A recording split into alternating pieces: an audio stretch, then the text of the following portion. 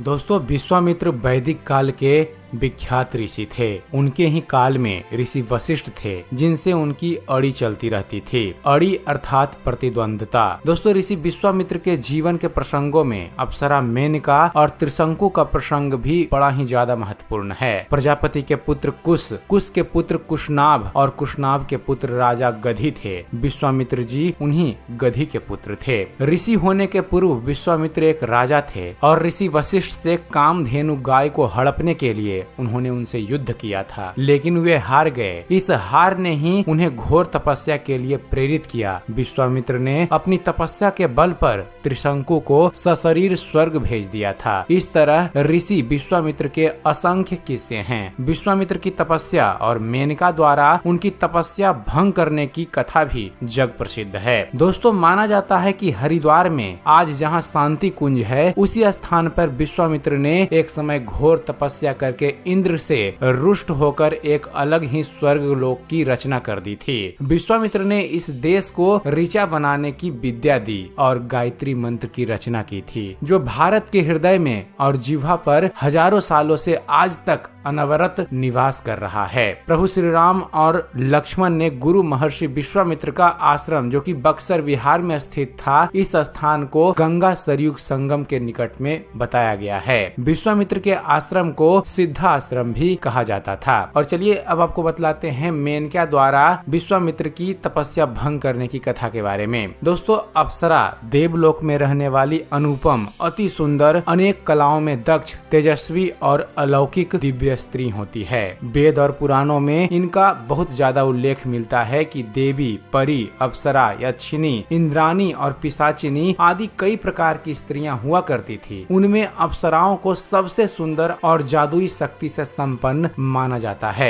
मेनका स्वर्ग की सबसे सुंदर अप्सरा थी। महान तपस्वी ऋषि विश्वामित्र ने नए स्वर्ग के निर्माण के लिए जब तपस्या शुरू की, तो उनके तप से देवराज इंद्र ने घबराकर उनकी तपस्या भंग करने के लिए मेनका को भेजा। मेनका ने अपने रूप और सौंदर्य से तपस्या में लीन विश्वामित्र का तप भंग कर दिया। विश्वामित्र जब सब कुछ छोड़ छाड़कर मेनका के ही प्रेम में डूब गए, तो उन्होंने मेनका के साथ सहवास किया। ऋषि विश्वामित्र का तप अब टूट तो चुका था, लेकिन फिर भी मेनका वापस इंद्रलोक नहीं लौटी, क्योंकि ऐसा करने पर ऋषि फिर से तपस्या आरंभ कर सकते थे। ऐसे में मेनका से विश्वामित्र ने विवाह कर लिया और मेनका से विश्वामित्र को एक सुंदर कन्या प्राप्त हुई, जिसका नाम शकुंतला रखा गया। दोस्तों, कुछ वर्षों साथ रहने के बाद अप्सरा मेनका के दिल में प्यार के साथ एक चिंता भी चल रही थी, और वो थी इंद्रलोक की चिंता। वह जानती थी कि उसकी अनुपस्थिति में अप्सरा उर्वशी,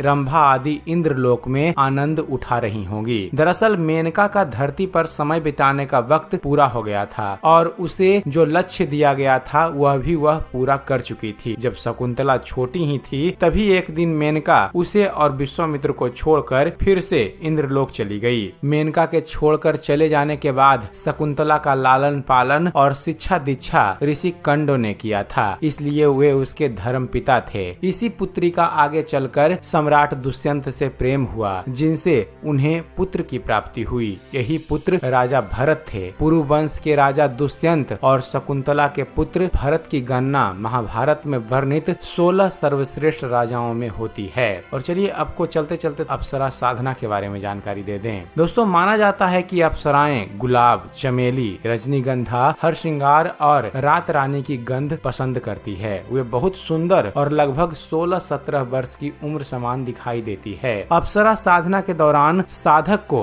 अपनी यौन भावनाओं पर संयम रखना होता है, अन्यथा साधना नष्ट हो सकती है। संकल्प और मंत्र के साथ जब साधना संपन्न होती है, तो अप्सरा प्रकट होती है। तब साधक उसे गुलाब के साथ ही इत्र भेंट करता है। उसे फिर दूध से बनी मिठाई, पान आदि भेंट दिया जाता है और फिर उससे जीवन भर साथ रहने का वचन लिया जाता है। ये चमत्कारिक शक्तियों शक्तियों से संपन्न अप्सरा आपकी जिंदगी को सुंदर बनाने की क्षमता रखती हैं। तो दोस्तों यह थी जानकारी कि अप्सरा मेनका ने क्यों छोड़ दिया था विश्वामित्र को, इसके बारे में। उम्मीद करते हैं फ्रेंड्स आप सभी को हमारा यह वीडियो पसंद आया होगा। अगर वीडियो पसंद आया हो तो वीडियो को लाइक और शेयर करना ना भूलिएगा। और दोस्तों ऐसे ही ज्ञानवर्धक वीडियो देखते रहने के लिए आप हमारे इस चैनल ज्ञान मंथन को सब्सक्राइब जरूर कीजिएगा। आप हमारे इस चैनल को सब्सक्राइब कीजिए और देखते रहिए, जानते रहिए। धन्यवाद। जय हिंद।